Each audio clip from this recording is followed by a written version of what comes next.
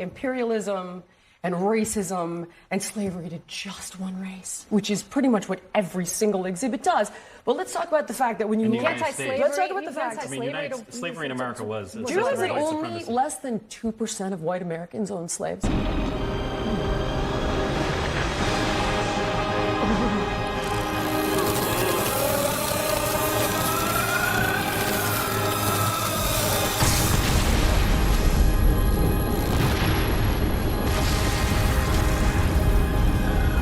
Okay, so the leftist Democrat media is outraged once again because Donald Trump is supposedly going to be directing things over at the Smithsonian. I gotta be honest, when I first heard about this, I didn't really agree with it because the idea of the president going to a museum and directing what they should and shouldn't be displaying seems above and beyond the president's purview to me. But then I remembered that the Smithsonian had been taken over by far-left extremists that think the scientific method is white supremacy. This was the topic during a heated debate panel on CNN today, where Jillian Michaels triggers the entire panel by pushing back against the left's version of history. You're gonna see some serious shit. He's gone into the Smithsonian and he's effectively now has some random person deciding what is appropriate for the Smithsonian to teach in terms of American history, things that don't offend parts of the MAGA base, right? So we're now literally reviewing parts of American history and parts of American culture to make sure it comports with Dear Leader and what the MAGA Can we address wants. some of those things that are in there? You mean as opposed to violent left-wing mobs who are rampaging across the country,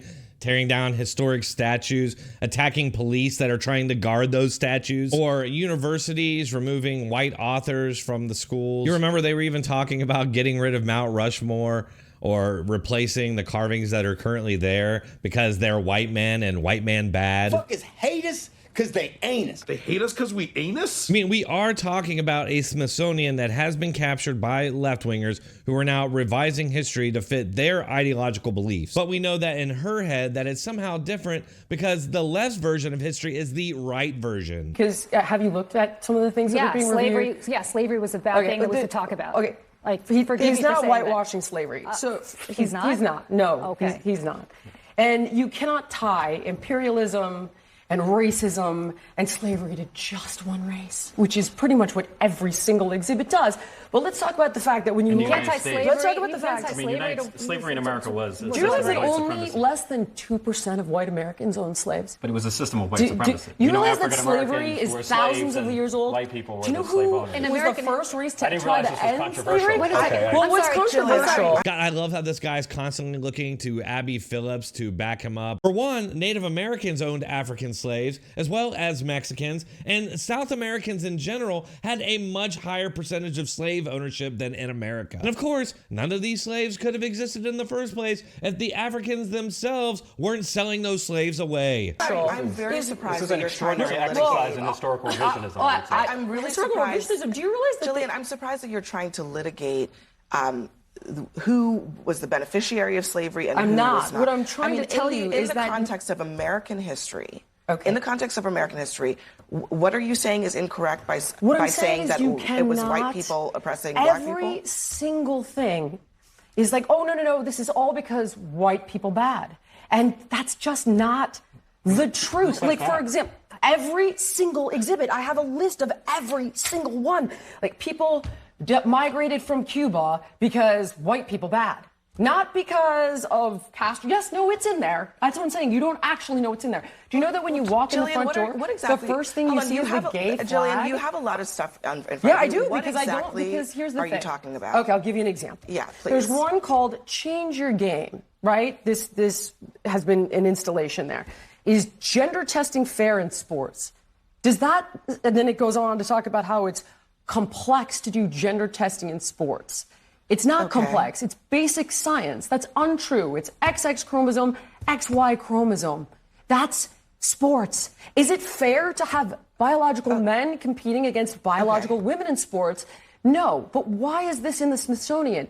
So it's been completely captured. First of all, I don't. And it's totally partisan. First of all, we don't have time to litigate all of this. Of course we don't, because then you're going to lose the argument. And everything is racialized, just like you're trying to do to me now.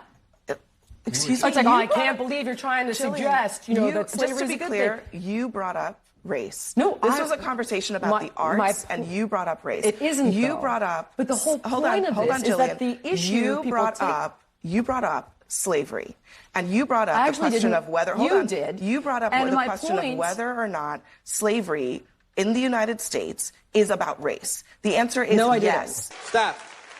You lying motherfuckers, stop.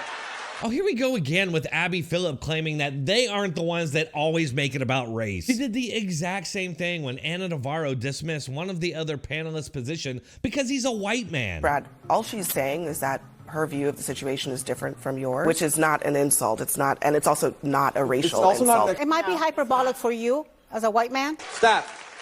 You lying motherfuckers, stop.